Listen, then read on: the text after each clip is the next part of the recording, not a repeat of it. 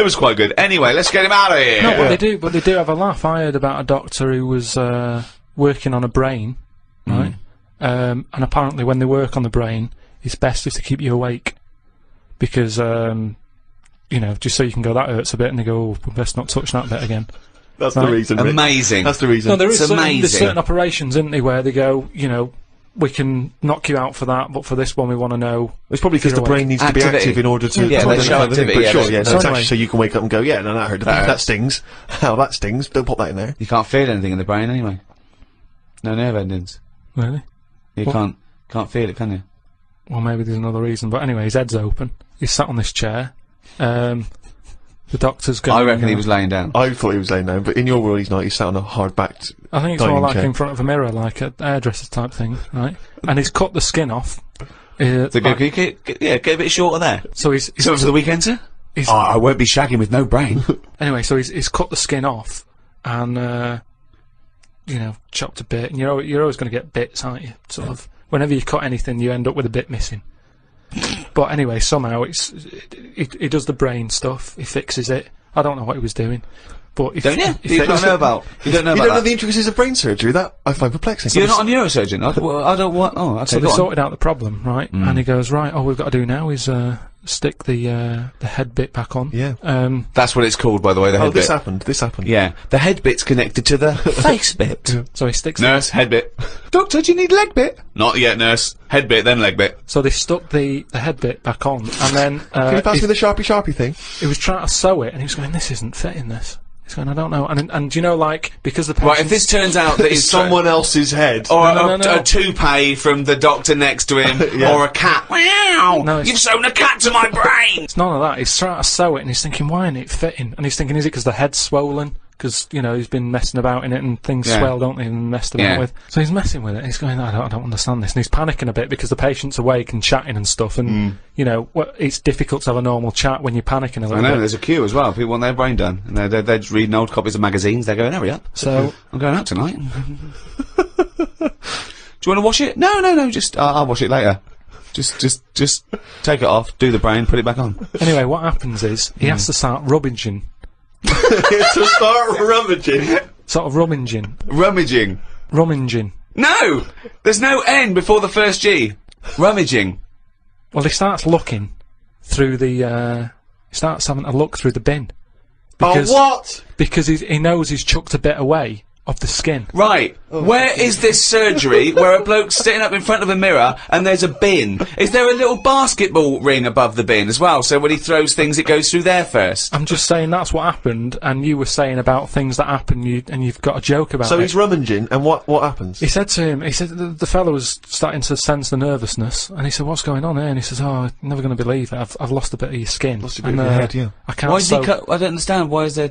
That's what I mean. Bits? Because things just break up, don't they? It's like chicken. When you see him walking around, everything's in place and it sticks together. You cook it, suddenly it all breaks up. He cooked his face before he cut it out. I'm just saying how flesh, it sticks together well. Yeah, he'd cooked the scalp before he'd taken it off his head. No, but it's just an example of how skin can break up with the muscles and everything. So he's rummaging in the bin, and does he find the head? He found the bit, and then he's like, oh, sorry about that, and he sort of managed to stick it on. Right, he didn't wash it off or anything? Yeah, I'm sure he gave it a bit of a rinse. But I'm just saying how... Nonsense. You know, you've got to make a joke out of stuff, haven't you? Yeah, it's bollocks. If you're a doctor. Okay, that's good. So where was the joke in that story? At what point I thought this was a story about how doctors have a sense of humour. Yeah, when did he make at a the joke? end, he sort of laughed and he sort of said, oh, there you go, it's back on, but good job the bin men didn't come or whatever. And they made a joke out of it. I've never heard such nonsense! I've never heard such nonsense! Right, Carl, let's do a competition, chance to win some of the product that we've got out that Carl doesn't want to talk about, because he's too lazy. No, it's not that. Well, if you do want to win a copy of this book, Ricky Gervais presents The World of Karl Pilkington. It's by all three of us, and it's some of the musings and thoughts and ideas from the podcasts. Carl has got some new theories. It's illustrated throughout. By Karl Pilkington. By Karl Pilkington. It's got excerpts from the diary. They're genuine, aren't they? They're photostated things from the diary that people haven't seen, and it's fascinating read. We can sign that. We can also give you a copy of this new 3-disc set CD of the best of... Is it the first series of the Ricky Gervais Show? Yeah, well, it's got everything actually. It's got the whole 12 first series that we did with the Guardian Unlimited, the award-winning, record-breaking podcast. It's also got some excerpts. If you want the best of, you can put that on. And it's got 1 hour of new material, which we recorded especially for it, but you can't get that. You can't buy that in the shops till the 13th of November. And I throw in the new Flanimals book, Flanimals of the Deep. It's the third in the trilogy, Carl. Are you excited about that? Yeah. And the question is, do you want them? Okay, that's the quiz question. That's the quiz question, yeah. Okay. Is that a trick question? No. Just the first correct answer. I'm not going to go over what the correct answer is, but do you want them? And think what if you do want them, then that might what's the answer? And you can send that to podcast@rickygervais.com. Include your name and address, and if you're the lucky winner, then we will send this stuff to you if you want it. And it's the first come, first serve. Okay, so the first correct answer to the question. Do you want it? Do you want that stuff? Do you want Flanimals and the CD box set and the book and that? Okay, well, if you know the correct answer to that, podcast@rickygervais.com. Good luck, everyone. Well, thank you for listening to the first of these 3 special podcasts with Guardian Unlimited. The next one is out for Thanksgiving, 23rd of November. We don't actually celebrate Thanksgiving. What is Thanksgiving? It's a thing in America. Right. It's like the big holiday. Probably rivals Christmas. Probably bigger than Christmas in. Well, what do we do here? But we don't celebrate here, do we? So it's a date, isn't it? Yeah, but no one's going to remember that, are they? 23rd of November, they can remember, can't they? Yeah, but it's nice. Well, they should remember that's one day before my birthday if we're going to celebrate anything. Okay, well, you've got this one. The next one's the 23rd of November, and the next one's the 25th of December. Well, how can I remember 25th of December? Well, Christmas. that's fair enough, that's Christmas, but Thanksgiving, we don't celebrate Thanksgiving. Okay, the next one's out about the 23rd of November, then after that, about the day before my birthday. Oh, they're going to remember that, aren't they? It's Steve Day in Bristol. Yeah. Anyway, if you've enjoyed this special edition of the Ricky Gervais Show, the entire back catalogue is still available on iTunes under audiobooks, by the way, not podcasts, audiobooks, and you can get everything we've ever done. I'd like to thank the guys at Positive Internet for hosting this. Those great guys, what would we do without them? So, it's goodbye from me, goodbye from Steve Merchant, Bye. and goodbye from Karl Pilkington. Welcome to the second in this series of 3 special free podcasts with The Guardian Unlimited, with me, Ricky Gervais, Stephen Merchant. Hello. And Karl Pilkington. Alright. These are a special thank you to all the fans that bought the last few podcasts we've done. Still available on iTunes. You can't miss it, it's at #1 in the charts. Karl, it's Thanksgiving. I don't know what that means. I don't know how we're doing this. I'm slightly in agreement with you, actually. I don't celebrate Thanksgiving. Well, no, but it was, arbitrary dates are easy to remember for some people. Halloween, Thanksgiving, Christmas. Easy to remember. I don't think Thanksgiving is. Well, it is in America, and... Yeah, but I couldn't tell you, I mean, I've been around for 30-odd years. I've never celebrated one of them. I've never done anything about it. No one has. I don't know any relation who has ever said, are you popping around for Thanksgiving? I don't know, when is it? I've never done it. Because it's not celebrated in this country. Why are we celebrating it? We're not celebrating it. It's an arbitrary date to do a podcast. I just don't know what it's about. I mean, before you celebrate something... You don't celebrate Halloween, do you? But we did that. No, but it annoys me how people don't actually know what the occasion is, but they celebrate it. Kids don't know what Christmas is about these days. It's just like, oh, I'll get some toys. That's what I mean. So Thanksgiving, it's just another one, isn't it? It's another event. Okay, why do you celebrate Christmas then? Because everyone else does. You can't get away from it. I'd quite happily block it out. If I did a new diary, I'd leave out that date and go, come on, let's get on, let's do something good. Well, you go on holiday every 2 weeks. What's that to celebrate? No, I'm just but saying. People need a little break, don't they? It's a great... He doesn't. Christmas is a great time. Even Yeah, if you but take away the problem religious is, what I don't like about it is everyone's off at the same time, so everything stops. See, what I'd do is, I'd say to people, do you like Christmas? Yeah. Right, when do you want to celebrate this year? And let them do it whenever they want. Well, that's ridiculous. Why? As long as you're remembering baby Jesus, does it matter when you're remembering him? But I'm an atheist and I celebrate Christmas because it's a time of year where everyone is off and everyone gets together. Yeah, I know. I don't care what they call it. The fact that we're all doing it at the same time is what's nice about it. There's a sense of community. No. National community. Everyone shuts down by about December 15th or whatever.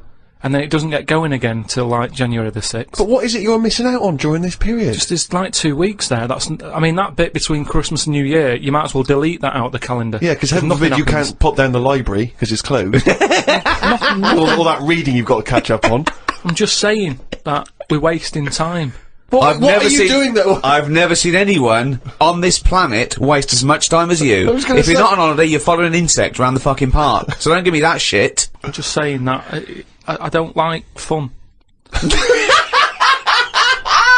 Never a true Well, word there said. we are. We've got to the nub of it here. You don't like fun. This is true. You don't like Christ anything. almighty, you do not like fun. No, organised fun. I hate that thing. I've said it a bit before about, you know, it's that date, that's what you've got to do. Will there come a time when someone goes, we've done enough of this? Will there come a time, and Thanksgiving? Possibly. Yeah, possibly, yeah. Things change, don't they? And you'll be happy then, will you? In 5,000 years' time, when we all worship Glong. Yeah. We, just make a change. That's all I want. Because, you know, I've been keeping a diary. Yeah.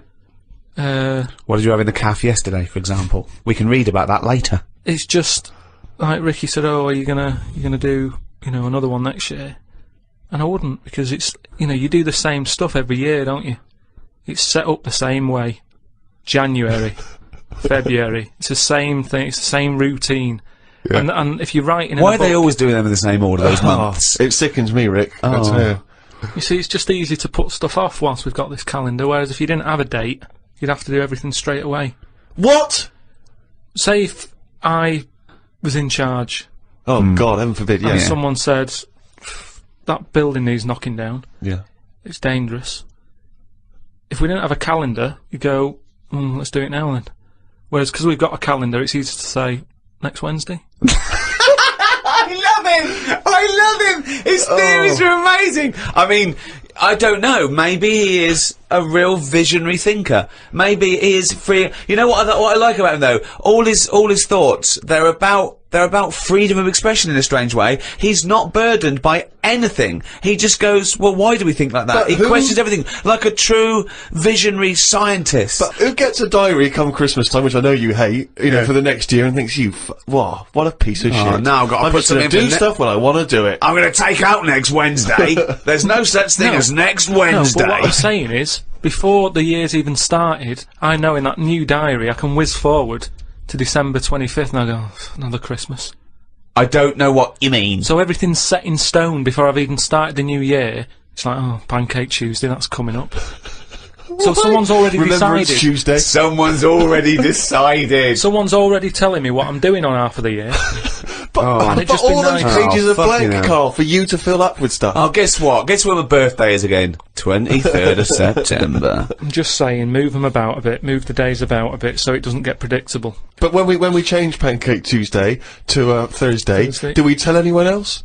Yeah, they do an advert on the telly, just saying, don't forget to buy your pancake mix. But so why? Carl, why not just stick with what we've already got? Because if you're notifying everyone anyway... I wouldn't put a date on that pancake day anyway. Just have them when you want. Have it when you want.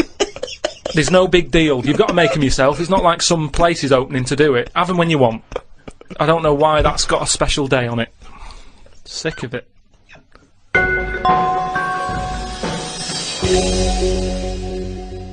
Happy Thanksgiving. Thanksgiving is based on new settlers to a new land surviving. Yeah. And I was talking to Carl in the week. We were talking about new settlers and everything, and I was thinking, imagine if you had to start a new settlement now, okay? There's something wrong with the world, okay? The world was kaput, okay? And we found another planet. So, Carl, if you had to go to a new planet, don't worry about starting life again. They've got sort of like these breeder clones that do all that, but you can choose 6 people from this world to take to start this whole new world, okay? So you need, you know, as I say, you don't need to So worry what's about, happening here? Is this... It's going to be wiped out, okay? It's going to be wiped out, but there's enough on this spaceship for you and 5 other people. Okay, and they've got them there. They've got these sort of breeder clones there, so it's going to be populated. You're going to have the workers, the drones, everything like that. But you want to take 6, I suppose, sort of world lords to teach, to lay down the politics, the teachings, the laws, the government. I'd hate it. And how long have I got to make a decision on it? Till the end of this podcast. Right, go. Who do you take? Who's the first person you take, and why? And where are we going? Mars. Okay, so a planet where there's an atmosphere. I've got to know where I'm going because I've got to sell it to the people who I'm asking. There's no point when I go, are you coming with me? Where are you going? I don't know. It's just like this world. There's oxygen, there's seas, there's rivers, there's forests, there's animals, okay? But we're going to populate it with the human race, and you can choose 6 people to lord over this new kingdom. You want the best people for the job. Yeah. So, who's the first person? Probably Patrick Moore. Why? Why would you take Patrick Moore? Just because he knows his way about up there, doesn't he? He'll know the way. So just have him. I think that will, whoever I pick next, if they see that he's going, they'll go, right, you know, it's going to be a long Moore's journey as on it board. is. You don't want someone who's going to be going, is it left here? Is it right? Do you know what I mean? And he could play the xylophone on the journey. But Carl, is Moore the most useful person to have if you've only got 6? Because he may be very useful getting to the planet. No, but I've once always you got wanted to there, meet him as well. I've always wanted a chat, and that'd be a good chance, wouldn't it, when I'm in a rocket? How long's it taking to get to Mars? I don't know, a year. That's what I mean. No, it's so not Mars, it's somewhere else. Okay, so it's a year to get there, and then... yeah, well, that's what I mean. So it's a good chance to have a chat with him about stuff. And I think he'd be up for it as well, to be honest. Yeah. I think you know. why do you think that? Just because he spent his whole life talking about what's going on up there, isn't it? And yet he's never been. And I feel sorry for him. You know, most people when they're into something, they get to go to a place, don't they? Sure. People who don't know who Patrick Moore is, he's an 80-year-old astronomer. Yeah, that's what I mean. So let him have a bit of a good life. So Moore's on board. Yeah, Patrick Moore. He's on. Right, out of 5 others. 4 others now. Jamie Oliver. Why would you take Jamie Oliver? Just food and that. You need someone, because they say that like you know, you can feel down if you don't eat. He couldn't convince 8-year-olds to eat a carrot. What's he going to do in this brave new world? They're all going to be on turkey Twizzlers. I think he's got the right attitude. He wouldn't be faffing about. Remember, we've landed now on this new world. Yeah. I don't know what it's like. The people who've Listen, made me I go, love Jamie Oliver. I think he's great. Yeah. But he wouldn't be in my 5 people to start a new world. That's all I'm saying. Nor would Patrick Moore, because he knew the way. Well, what chef would you pick? I wouldn't pick a chef. Why would I pick a chef? Because you want someone who's going to, like I say, food's important. When you're low, there's nothing better. If you're a bit fed up, there's nothing better than having a good... But Carl, I don't think you quite grasped that these people have to start civilization again. They have to be wise people who can make the laws. Yeah, and before you do all that, you need a good meal. So Jamie Oliver, that's his job. It's like when we get there, that's when he kicks in. Right. He's the first one, really, Can I who suggest gets going. Just to save 2 places on Patrick Moore and Jamie Oliver, take a map and a cookbook. Okay, who's number 3? What sort of state is this world in? Does it need... Oh, he's going to take a fucking gardener. It's like it's the world, but new. It's that exactly. It's the world, but new, untouched by humans. There've been no fossil fuels burnt, no machinery, no wars, just this Garden of Eden. And you, Patrick Moore and Jamie Oliver pitch up. Plus, who else, Carl? Go now. First thought. Attenborough. Oh God! Again, he's a genius, and he's a bit of a hero of mine. But I don't know if we need Attenborough. Just because I reckon if it's a new world, you're saying it's the same, but they always say, don't they, that all worlds are different. So I'd want him there, just to sort of, when we're roaming around, because we'll all stick together for a bit, won't we? Yeah. When we're roaming around. Then they'll be sick of the sight of you. They go, let's lose Carl. But you've got 2 men so far who've got a combined age of about 150. I mean, if you're starting a brave new world, dare I say, not going to be around very long. Shouldn't you be taking some younger, fresher blood? No, not really, because they haven't lived, have they? These have lived, and they can and they're useful, like I say. Patrick Moore's done his bit, he's got us there. Oliver has cooked us a dinner. Day 2, I reckon we'd end that on day 1 there. We'd have a dinner, we'd all have a chat. I don't think you're thinking of the future. It's a camping trip. Exactly, I think you're thinking of the journey, and then the first night. Okay. So you've got David Attenborough, you've got Patrick Moore, you've got Jamie Oliver, you've got 2 other places. I get the feeling that you're not so much recruiting people for a new world as I'm a Celebrity, Get Me Out of Here. As a dinner party with people you'd like to meet that you've seen on the telly. Oh. Come on, in 2 more. I'd text someone who's a bit daft. Just so. No, you don't need to, Carl. That's covered, believe us. Yeah, no, that's what I mean, though. I don't want them having a go at me going, why are you here? I'd point the attention somewhere else. To text someone else who'd sort of wind them up. So who's that then? Paul Denan, or someone like that. It really is. I'm a celebrity.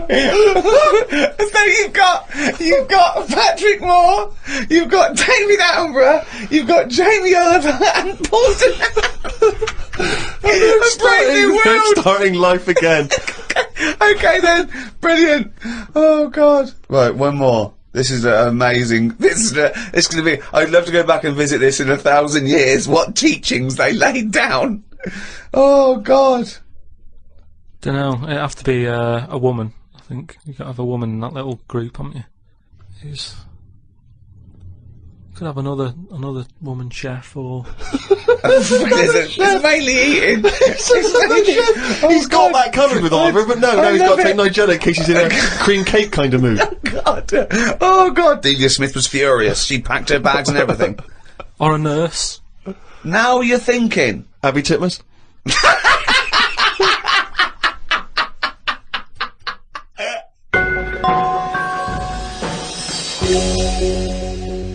Carl, I know you like to be kept abreast of all the latest breaking science news. Did you read recently about the blind mice that they have been able to make see again?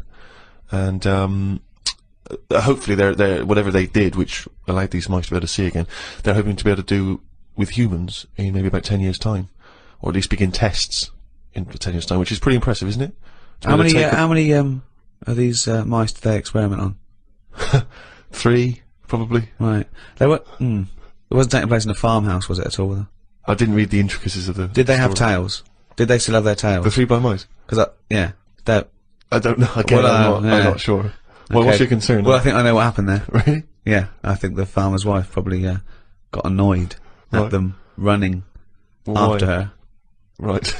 But how could they run after her? Because they're blind. I don't know. I think they used a sense of smell and hearing. They could hear her clogs, and they followed the sound of the big fat clogs. Right. But they got their comeuppance. They lost their tails, so now they're blind with no tails. Is that not the story? I think you confused. Okay. Another more recent story. Okay. With that one. Okay. Yeah. Well, we'll leave that then. I don't know. Carl, thoughts though? That extraordinary, isn't it? To be able to, to be able to cure blindness would be a remarkable achievement in science. It is, but it's just that thing how they say they've done it on mice and what have you. Yeah. If I was blind and I went in for the meeting with the doctor, yeah, and they said, "Do you want yours doing?" and then they said like, "We've done it on mice," that wouldn't be good enough for me. I'd say, look, when the blind fella gets in, don't say we've done it on mice, just say we've done this on eyes. If he goes, what eyes? Just say just a pair of eyes. Yeah. As soon as you say mouse's eyes, it's like, well, it's not the same, and it sort of, it would make me go, I'll leave it. Yeah, and then you wake up and you can see, but you've got very tiny eyes right in the you've put in mice eyes. I'm scared of cats. It's just eyes. I think I just don't like having my eyes messed with, and even if I was blind, I wouldn't like it. Right. And I think mine are more active than most, my eyes. What do you mean? Well, I went for a what's her name, Steve. You don't know. I've had problems with my legs. Oh. Christ almighty. He's the same, what are you, 33? He's a hypochondriac. And you talk like you're a 70-year-old honestly, the slightest thing, he's got time off work for this. We went to the dentist 3 times in 1 week. He goes, now his leg's rubbed 2 times a week for some reason. I don't. In and out of the kidney hospital, and they're going, there's no kidney stone, Mr. Pilkington. He's going, oh, right. Christ almighty, do some fucking work. No, the thing is, I've been, in the last, like, 30-odd years, I've been working hard, and I've let my body get run down a bit. How have you, you're 30, what are you? 33. Right, 33, sorry to start off with such a hard question, but how have you been working for 30 years? Well, I just have, I sort of, I got on with it. At 3? At 3? No, I'm Well, you just didn't saying. get on with anything at school, did you? Because you were just pitching about. Yeah. You weren't working out there. What was the first job you got? How old were you? I was 15. Right, okay, so you've been working for 15 years then, okay, good, Yeah, but right. I had my paper round when I was 10, didn't I? And that was hard graft. That's why I'm bald and that. Getting up at R4. It all adds up, doesn't it? All adds up. So anyway, when I kicked my height when I was a kid. He always says this, like it's a classic story that everyone should know. Everyone and knows, also like, the phrase "kicking my own height." Yeah. No, Explain what you mean. Just kicked my height when I was a Kick kid. your, no one understands. You Carl. kicked your leg up to the kicked height my that leg. you were at that time? Yeah. Yeah. So I if kicked you were, my height. It's not a well-known phrase. You can't just go, "I kicked my height." so you're 4.5 foot and you've put your toe up into the air 4.5 feet by kicking? Yeah, but I landed on my back. Right, I okay. didn't Imagine seeing that in the playground. They go, get Karl Pilkington to kick his height. I bet he falls over like a It fucking wasn't in the penguin. playground. My dad got me to do it in the garden. Brilliant. But So- why did He you fall over? sold tickets, the neighbours were cracking up. Yeah. Why did you fall over? Did you hit I just yourself didn't, in the I didn't head? have a kick the height. I mean, my leg got high up, but I was that chuffed that I got that high, I didn't think of putting my leg down again. What's it look like? What the fuck did that look like? He's got to think it all through. I thought it was automatic. No, In life, but It stayed there. You sort of stayed balanced. Christ But you didn't almighty. think, well, I'm loving this. This is brilliant, but what should I do now? I got my leg up. I'll just keep it up. Whoa! It looked like a Hitler salute with his leg. What were you doing? So anyway, I landed on my back, Yeah. and I did some damage, I think. And it's because Definitely. of that. You sure you didn't land on your head? And it's because of that, like all them years and what have you. Yeah. I've had like a trapped nerve in my leg. Right. So I thought, right, now's the time to have it done, because when you get older, I mean, it was a kidney stone thing. Once you've sort of looked at, you know, death and what have you, it just makes you think, got to start looking after Do you your think you body. could die of the slightly bad leg that you've had for 15 years? Well, Do you think that'll eventually kill you? well, it could do if I can't run away from danger quick enough. Right.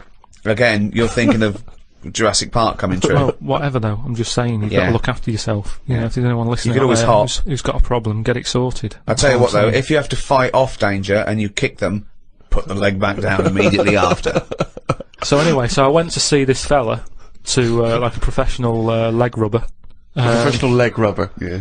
And he sort of said a few things that were quite interesting. Remember that time when we had a chat on the last lot of like podcasts? I said, am I in charge of my brain, or is my brain in charge of me? Yeah, do you remember what I said? That's the most stupid thing you've ever said. Yeah, well listen to this then. So I go and see this leg rubber, Professional leg rubber, yeah. right, and he is professional. Yeah. Right, so Remember, a leg rubber. You haven't said doctor at any Yeah. point in this conversation. He's a leg rubber. So this, however profound this is, it came from a man who is self-confessed professionally leg rubbing. not just leg. Does he do back, left and right? Or? back rubbing as well? He does it all. Right. Right. So I'm in Professional there, rubber. and I didn't mention about how I thought my brain was in charge of me and stuff.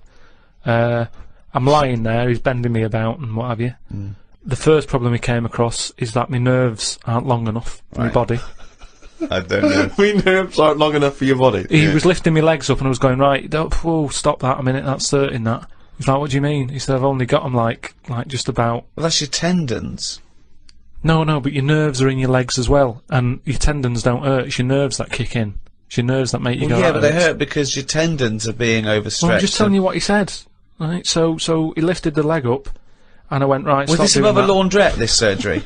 No, it's a proper place. He had like towels and all that on the... Oh, okay. Oh, he's got towels Oh, there. okay, yeah. Yeah. So, Definitely a laundrette. so I'm lying there. Other people's towels.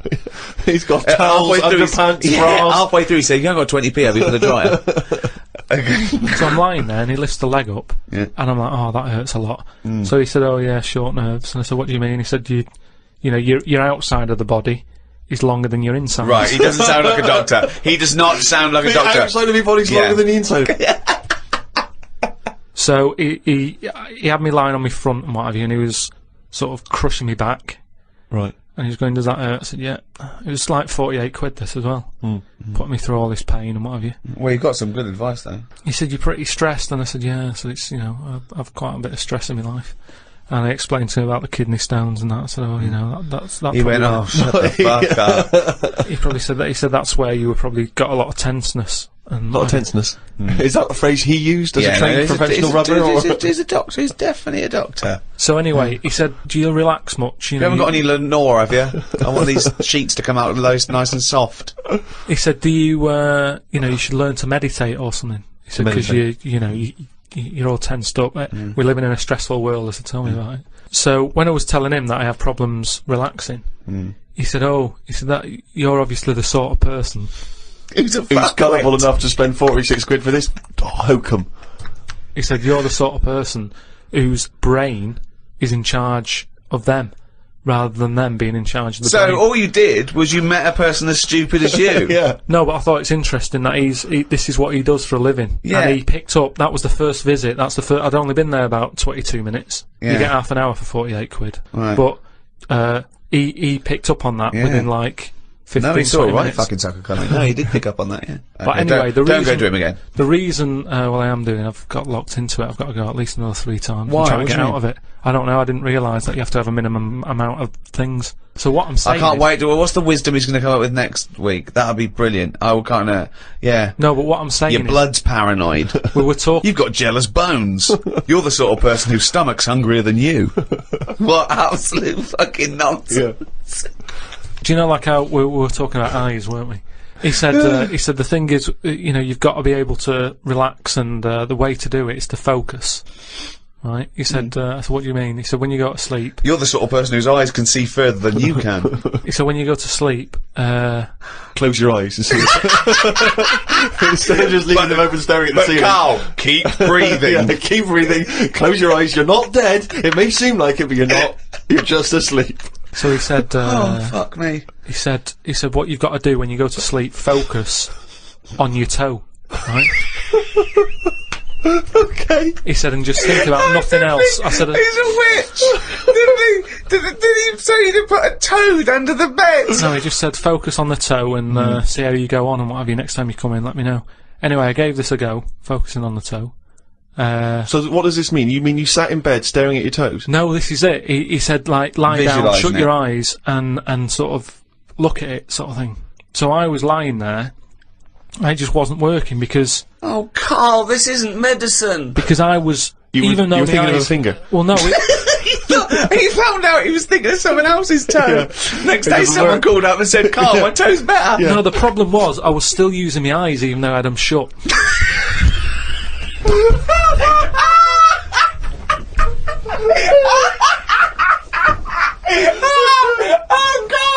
Oh God! Just when I think he could never come up with something stupid, he pulls that one out of the bag! Right, so what does that mean? Oh God! You were still What does that mean? I was straining them. I had them shut, but I was sort of looking down at my foot. You were trying to see through your eyelids at your toe. Well, I was looking down, so I'm thinking that's where the foot is. Because of that, I was straining them and they were stinging, so I had to pack it in. I'm gonna die! I am going to die! Right. So if anything, this guy's just made your stress levels worse. Yeah, that's amazing. That's amazing. Okay, if someone out there's listening, could you put in order the top 10 most stupid things Carl's ever said? And to me, that is number 1. That is now number... Well, that's overtaken... is your brain in charge of you, or is you in charge of your brain? Oh, that's amazing. Hi, Ricky Gervais here, with me Steve Merchant. Hello there, alright? And Karl Pilkington. Alright. Yeah, welcome to the 4th podcast in the series of 12. It's after Christmas now, that's it for another year. Alright, everyone had a nice Christmas? Oh yeah, I had a blinder, I had an absolute blinder, mate. Good presents, Karl? Yeah, not bad, yeah. Get anything good? Odds and ends? Not that I can think of. Odds and just sods? bits and bobs. Yeah. A friend of mine got a gift, or rather gave it as a gift. I don't know if you've been familiar with these. It's a charity organisation, and you go on their website, or you phone them up, and you can give someone else the gift of, say, a goat for an African family. So you say, this is what I've bought goat. Yeah. And they go, oh, brilliant, where is it? And you go, no, it's going to a family in Africa. And it's a sort of goodwill thing, you know what I mean? So you buy an African family a goat, that will help them for years. And it's like you're saying, well, I would have bought you a present. Yeah. But I've used that money wisely. Yeah, so it's almost like they've given exactly the present. They've given the goat. Yeah, it's a beautiful idea. But as soon as he told me about it, I thought to myself straight away, knowing Carl's views on charity and giving, you know, particularly this seasonal time, I wondered what his views would be. Well, are they happy with the present over there? Like the people who are getting it? What, the African family? Yeah, is the African family sort of going, oh, I hope someone gets us a goat? That's nothing to do with Christmas for them. They're not sitting around thinking, I wonder if Santa brings us some food. It's a long-term thing. These are happening all year, I assume. It goes towards a pool of money that goes to... It's not like they get You're an idiot. What, you think an African family wakes up and there's a little goat with a ribbon tied round it, and they go, oh, look what Santa brought us. Look, and that mince pie's gone on that glass of milk. You're such an idiot. No, but what I'm saying is, does that family want a goat? Yes. But why? It's not they want a goat, it's they need a goat. Do you think... What do you think this organisation is? Just arbitrarily giving goats to people. They're going to say, oh, I wanted Nintendo. What are you thinking? Well, what I'm saying is, right, let me put myself in their shoes. Well, this will be a first. Got any. But say I'm one of them, right, over there, right?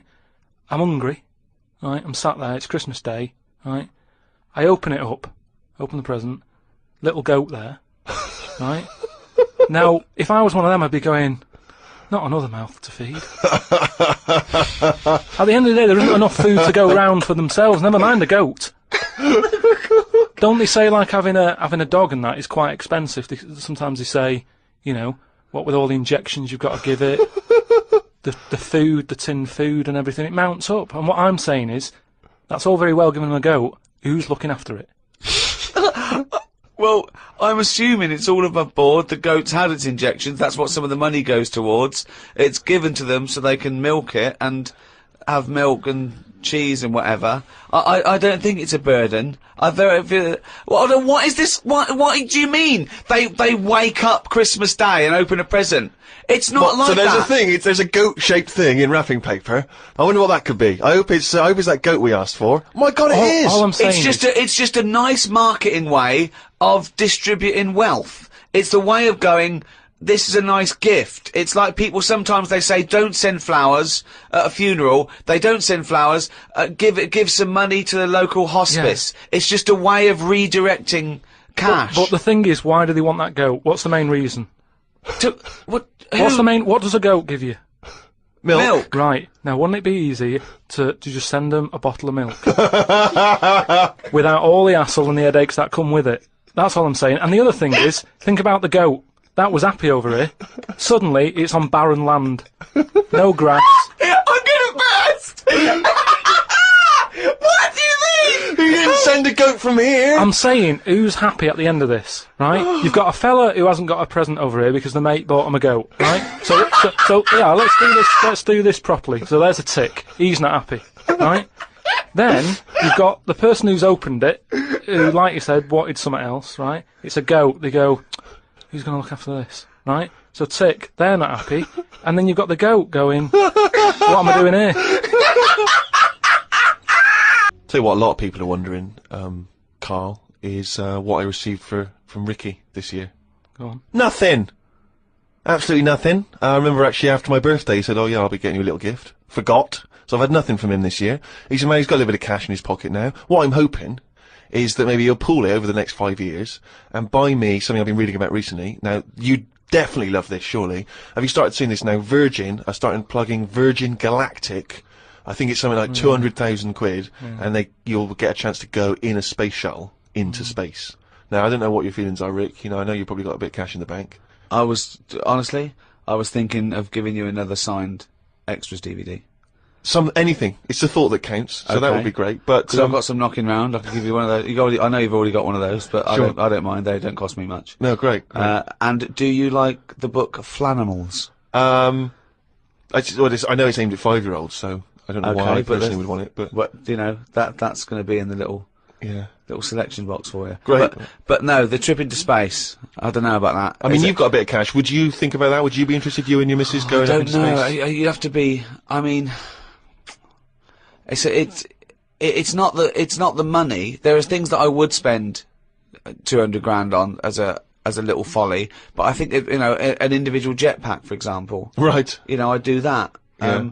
I'd like to see the Earth from a couple of hundred miles up. That'd be good, but I don't know if that's quite worth it yet. The other thing is the safety, because I'm worried that I want to see a lot of people go up there first. Yeah. I wouldn't be the first bloke to go on an aeroplane. No. I'd want to see a few pioneers go. It's really safe before I got on something like that. Well, I believe the actress Victoria Principal is volunteering herself. So I think she maybe used to be in Dynasty or Dallas. So, well, I'll see what happens to her. Yeah. If I think if she can do it, then no. If Vicky P comes back all right, rather like those monkeys they sent up years ago, then we'll all be a lot more relaxed. Exactly. If they put electrodes on her and it all works out fine. And there'll be a banana, chute issuing bananas, and there'll be buttons. Press left, press right. Yeah, and I might consider it. Carl, thoughts? Going to space? No. It's not worth it. Why?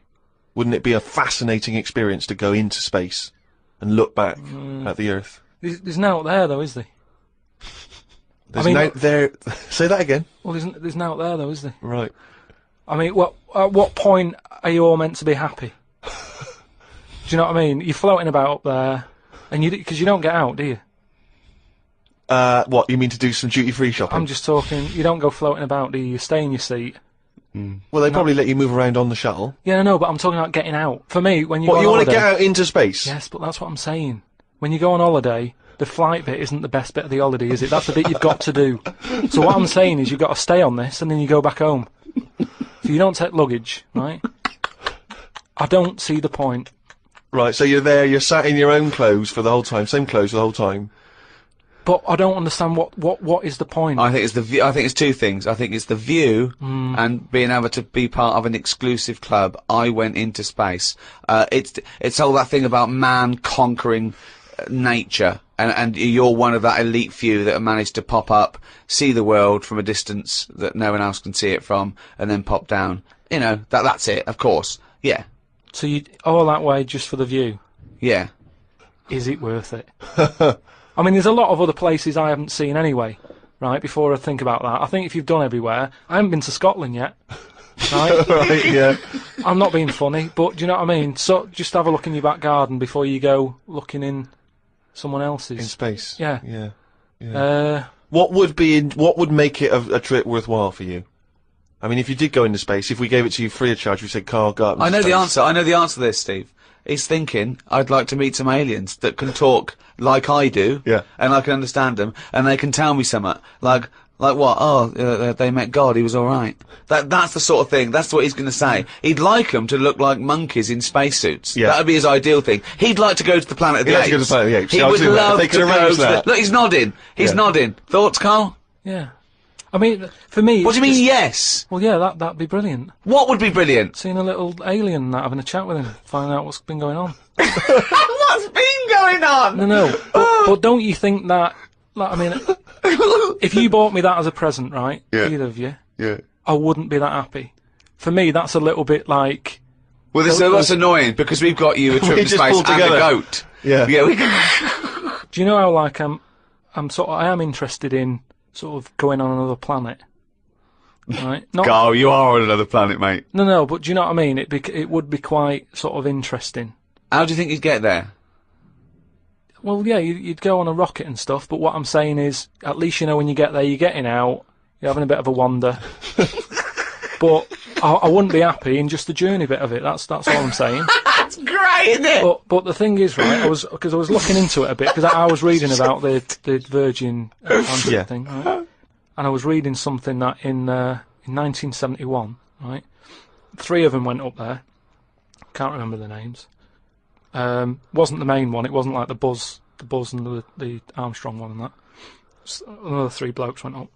And there was one bloke in the rocket, right? The other 2 wandered off, had a walkabout, seeing what rocks they can find in that. And that bloke who was in the rocket, right? He was the loneliest man ever in the world. I don't know what to do. What that was. I don't know what to do. I don't know if that's some sort of profound poetry, or I don't. Do you know what I think he's trying to say?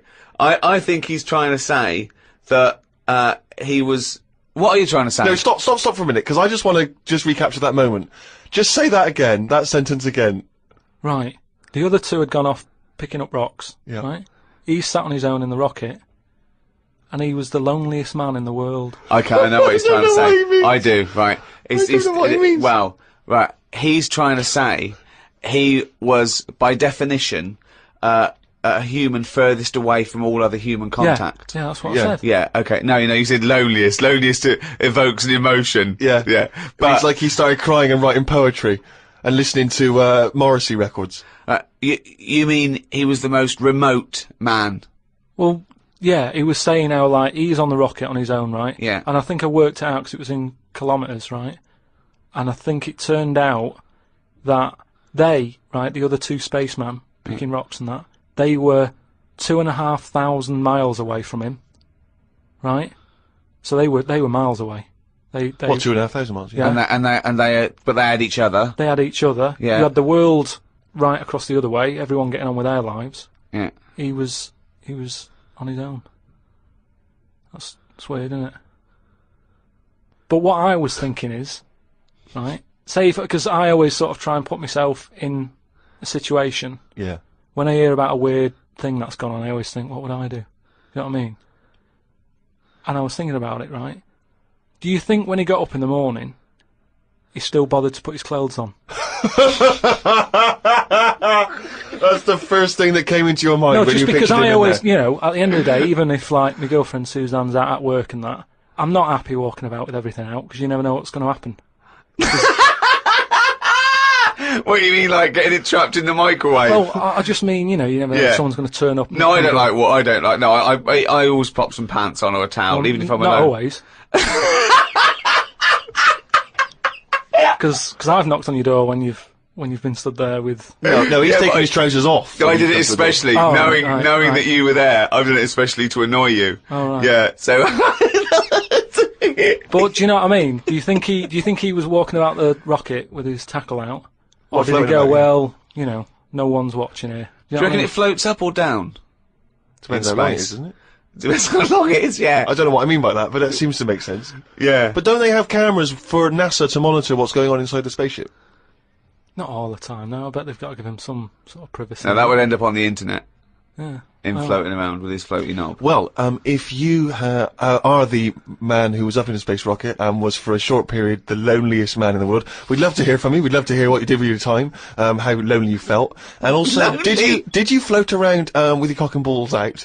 What was that like? Did it float up or did it float down? These are just some of the questions that we'd like. So if you are that person, or maybe you know them, maybe they're a neighbour of yours, then you can get in touch with us at podcast@rickygervais.com. We've done radio and stuff in the past, Rick, and we have never had the kind of response that we've had from these podcasts. I mean, it's people amazing. are emailing in by the hundreds of thousands. It's meant, well, maybe not hundreds of thousands, but I didn't count them, but thousands certainly. Crazy amounts of email. I couldn't really get through them. I've just managed to pick out a few. It's because it's global now. It's people all around the world are listening, and that's so exciting. We've got just loads from America, Australia. It's mad. Yeah, New Zealand, Canada, and these are just some of the ones that I've pulled out from the email because there's so many of them. Podcast@rickygervais.com if you want to get in touch. Rob says he listens to the show in his exams, which I'm sure cannot be a good idea. I mean... No, because that's a waste. What I'd do is the night before, I'd record all the answers and then listen to that, as opposed to me, you and Karl Pilkington. But surely you're not allowed to listen to your stereo or your iPod in an exam. That would be crazy, wouldn't it? Well, he's probably got it's probably up his back, a little wire, wired to him, covered in sort of like some sort of fake flesh and hair, and then just pops into his ear. It's all changed now, though, isn't it, as well? What do you mean? Well, they're allowed calculators and that, innit? It's just sort of... Sorry, I had calculators in my exams. What world... What do you know about exams, Carl? You never showed up. But what I'm saying is, years ago, a calculator wouldn't have been allowed. We've moved on a bit now, haven't we? What year was this, though? I don't have an iPod. With loads of people with abacuses? I don't know. Anyway, Rob's question was this. Brilliant. I've never heard him admit that before. I think we've broken his spirit. Yeah. Carl, you go, I don't know. Oh no, we might have put an end to the phenomenon that is Karl Pilkington. Monkey news still to come. He's back! Anyway, listen, Rob's question is this, Carl, and it's specifically to you. Carl, if you could have a superpower, like Superman, what would your superpower be? Can I suggest consciousness? Yeah. Can I have the power of thought? Remember, you've already got opposable thumbs. Cross that one off the list. Oh, go on, Carl. There are so many to choose from. Telepathy, X-ray vision. Flight, invisibility. Choose it wisely. Strength, intelligence. But why have I been picked? Oh, for God's sake! No, but I'm just saying. It's Rob's question for you. But I'd just say, does anyone else want this? Or, do you know what I mean? Oh, what do you wish you could do that's impossible is the question, what? What do you mean? Because with that comes a responsibility. With enormous power does come great responsibility. So, would you like spidey senses? Is that what you're saying? Would you like some senses? Would you like some sense? The power of sense? Come on, Carl. You know what these superheroes because they can. I know, but it always freeze things. They're never happy, are they? Do you know what I mean? Spider-Man that wanted to tell that girl that he could climb walls and that. He's like, I can't. Superman never told Lewis and that. Who's Lewis? Who's Lewis? Who's Lewis? Yeah. It's just a pen pal of Superman's. Lewis, his little secret chum. Yeah. All right, Superman. Hello, Lewis. What are you doing? Superman. Who are you? I can't tell you, Lewis. Brilliant. You know, Hulk. He wasn't happy. So. But you're being allowed to choose the superpower. You don't have to get it forced upon you like the Hulk. Hulk, he wasn't happy. It's true, he's got a theme. He has got a theme. There's not many happy superheroes, are there? Leaving aside the superheroes you're already aware of, what superpower would you want? You don't have to fight crime with it, Carl. Everyone around the world now is thinking, what can Carl choose? Let's deliver it to him now, Carl. Think about it and give us the answer, please. Let me just remind you of some of the other things. Invisibility. All the time, though, or can I sort of turn that on and off? Let's say you could turn it on and off. Would that interest you? Yeah. I'll have that. Right. Okay, and what would you do with this power of invisibility? Just sort of wander about and that, just not get seen. It's a brilliant power! It's a brilliant... And it's put to such brilliant use! It's brilliant! Well done! And why would you want to walk around and not be seen in that? What would you gain from that? Don't know, you could sort of go in shops when they shut, so you don't have to go. How would you get in? Just get in just before they lock up. Oh yeah! How would you get out? Wait till the morning. Brilliant. So hang on. So that's your use of invisibility. They found the power of invisibility. You want to sneak into... Never mind. No, hang on. You want to sneak into HMV, right? Wait for 12 hours and then buy something. I love it. Just so that you don't have to be in there with other people. Do you know what? I don't want it. I don't want a power. Why not? Because I just don't think it'll do me any good. I think it's more of a hindrance.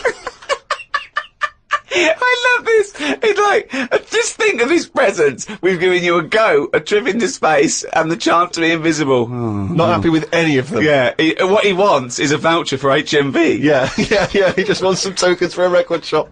Just going through a few more of these emails. This one is from David. He's in Los Angeles, California, 22 years old. He says he loves the show, but he says, with respect to Carl, never before have I understood so little of what a man says. Virtually everything that Carl talked about was aloof to me. What on earth was he ranting about? Flies and condoms, monkeys and pushing the left button, cavemen and dinosaurs. And that's just some of you. I mean, let's be honest, if you are in America, I mean, firstly, the accent is probably a problem. But that is the best write-up we've ever had. Yeah. Flies and... Imagine if you're a new listener, flies and condoms. What on earth does that mean? This one's from Kent Plummer from Nova Scotia, Canada. He says, Carl, He's wondering if you've got any personal mantras that you could pass along. For instance, he reminds us of Ben Franklin's famous mantra, "Waste not, want not." Who said that? Ben Franklin. What did he do? What was his job? Benjamin Franklin was a well-respected American politician from the 1800s. He was a sort of thinker, a philosopher, a scientist, deeply respected. Also a big political figure. He features on the dollar bill, or the $10 bill, or something. Yeah. So he's one of the great sort of American Enlightenment thinkers, and he came up with the mantra "Waste not, want not." You must know "waste not, want not." I mean, that's just. Do you understand the phrase "waste not, want not"? No, not really. No. What does it mean? You've never heard that? I think I've heard it, but I don't know. I've never used it. But when someone else said it, I don't know what. Well, in context, I mean, all I'm going to do now is paraphrase that and put some prepositions and stuff in it for you. I can't work out how you can't work out what that means. It's like, don't throw stuff away because you might need it, and therefore you won't be wanting anything because you didn't throw it away. So, so he was a bit of a hoarder. Well, if you don't waste food, for instance, then you He's a bit of a hoarder. For God's sake. No, but I'm just saying, he's a man in power. Is that the best thing he ever said? No, I'm sure he came up with many, many profane things. Why is that one he did experiments in electricity and conducting electricity, all sorts. But that impresses me more, inventing electricity, than someone... He didn't invent electricity. Wait a minute! Don't impress you more than what? Just saying, waste not, want not. I don't think it's that good. It's not even catchy. What I don't understand is why he was the first person to sort of suggest, look, don't go chucking that out, keep it, you might need it later. He wasn't the first person. Say that again. That is brilliant. Why isn't that catch on? That is amazing that you've just come up with there. That's poetry. How would you word it? I'd just say, whoa, don't be chucking that out, you might need that later. Don't be chucking that out, you might need that later. Karl Pilkington. Whereas some would argue that waste not, want not is perhaps a little bit more pithy, a little bit more... We should go through great sayings and phrases and say if he could, well, firstly, does he know what they mean? And then secondly, can he improve them? That would be brilliant. We'll do that next time. Alright, let's see. Okay, Winston Churchill. Never have so few done so much for so many. What do you think of that? Do you know what that means? So he's saying... Well, it's with regard to the Battle of Britain and the pilots that gave their lives. Yeah, I'd just be annoyed if I was one of them who gave a lot for a few or whatever, right? No, gave a lot for so many. If you were one of those few that gave so much for so many, i.e., it means these few good men, their actions freed the world. They freed the world. They have an impact on every person in the world, and they were few brave men, and that's what he's saying. Yeah, but what I'm saying is, if I was one of them men who gave up his life, right, I'd want a name check. I don't want to be bungled in with everyone else who is saying a load of blokes gave it their lives, well done and that, see you later. That's brilliant. Did you just say bungled in? Yeah, bungled in, yeah. He made up a word! I don't want to be bungled in. You made up a word. See, that's it, you see, we've been looking for it. That's original, that's Karl Pilkington. I don't want to be bungled in. Email here, Rick, from a man I know you're going to look forward to meeting one day. Paul, the party animal Parker. I imagine he had a wild Christmas. Oh, imagine the fun he got up to. He's sitting now in sunglasses with his mum giving him some soup because he's partied too hard. Well, I'll tell you this, I wish I was round there for New Year. Imagine what he's going to get up to. If he recovers in time, it's going to be mental. What's he want? Anyway, Paul, the party animal Parker, he sent in a fact. That seems to be his thing now. He sends in facts that he thinks might be of interest to us. The kiss that is given by the bride to the groom at the end of the wedding ceremony originates from the earliest times when the couple would actually make love for the first time under the eyes of half the village. Wow. Now, a couple of questions straight away. Firstly, this is almost like a Karl fact, because there's no specific time or place. It was earliest times. Earliest times. I don't know whether that means the wedding ceremony in this country, in America, in Africa, who knows. Yeah. But, so, yeah, it's a little bit vague. But this is the thing that struck me. Actually make love for the first time under the eyes of half the village. And you wonder, why is it only half the village? Was it like, were they raffling off tickets? Yeah, the winners. Exactly. Yeah, exactly. You come and see 2 people getting it on. The rest of you, no, tickets only. It's cordoned off. It started off, and then a few of them got bored. Exactly. So once you've seen one stroke, you've seen them all. Yeah, that's about as good as it gets. Yeah. So yeah, I don't know if there's any truth. But what about that, Kai? How would you feel with that if you had to? At what point does that happen? Is that like, they go, I do. Get your knickers off. Well, presumably, if it's the origins of the kiss, you may kiss the bride. The old vicar used to say, as they were jumping over the broomstick, he used to go, right, give her one. Yeah. And then... You may knob the bride. Don't know how quick the lovemaking has to be, whether you've got to get in and out, boom, and then, you know what I mean, because people are hungry, they want to eat, they want to have a disco, or whether they can go on for hours and people are just eating, chatting. I'll tell you what, Sting's wedding must have been a long hours of affair, wasn't it? The guests was bringing in their own brought cake. Sleeping bags. Thermos flasks. Right, do you know we've chatted about charities before, haven't we? Sure. Yeah. Done a lot of stuff on that, right? Just coming back from Manchester, right? Got off the train at Euston, yeah. Right? Got off the train, walking through the busy bit and stuff. There's this fella stood there, right? Like a charity worker, yeah. Right? Nice looking fella. He's got his suit on, the tie and everything, quite respectable and that, right? Look down at his bucket. All the money's been put in the bucket and that, yeah. Right? On the front of the bucket, right? It says collecting for the homeless at Christmas. Now, why can't they do that? What, the homeless? The homeless people. Why is some fella taking his time out, right? His own time where he could be at home. Why Some of us have got homes to go to. Yeah. Why? Do you know what I mean? What, do you think just give them the buckets? Well, what are the homeless people doing whilst he's doing that? Is what I'm saying. What have they got on the timetable? Cut out the middleman. Cut out the middleman. Give all the homeless a bucket with homeless written on it. For Christmas. Yeah. No admin. No. Just keep everything you get, mate. What do you think of that? It's a brilliant idea. What would prevent a homeless person, an entrepreneurial homeless person, just getting a bucket and writing that on there themselves? Could I suggest something? Hunger, some drug addiction, traumas, often mental illness, just possibly too depressed to get up, put a suit on and go to Euston Station with a nice bucket with some writing on it. And then, right, I was thinking about that, right, and I was walking down the street in London with Suzanne. Saw a little homeless. Well, I didn't see the homeless bloke, right? I saw a leg, right, sticking out of a doorway. I thought, here we go, right? Walked past it, right? You're not going to believe this. Go on. Homeless. Yeah. Chinese fella. I've never seen one of them. No, I'm not having a go, right? Well, have you ever seen? Do you know what I mean? That was a shock. I really don't think I have. I think he's got me there. I hate to say it, but I must say I can't remember ever seeing a homeless Chinese person. No. No, I suppose you're right. Thinking about it. Weird, isn't it? I was walked past and I said to Suzanne, "Did you see that?" She went, "What?" I said, "Just look back there." She said, "What?" I said, "That homeless fella. Look back at him." She said, "What?" I said, "He's Chinese." And she said, "Yeah, good point." Good point. Of course she did. She just had to shut you up. She didn't want to get into a conversation with you. Oh, and what's God. your point, really? What exactly is your point? You're No, just it's perplexed just 'cause that you've never we seen were it. chatting about homeless and that, and I saw that, and I just saw, I just found it a bit odd. Right. Well, if you are perhaps based in America or Australia, Canada, have you ever seen a Chinese homeless person? This doesn't count to any listeners in China. But anywhere else, have you ever seen a Chinese homeless person? Podcast at rickygervais.com. If you have, maybe you've got a picture you can send us as well. But this is what we're looking for now. We're looking for how many Chinese homeless people can we find by, let's say, 2006. January 2006, January 1st. How many Chinese homeless people have you seen?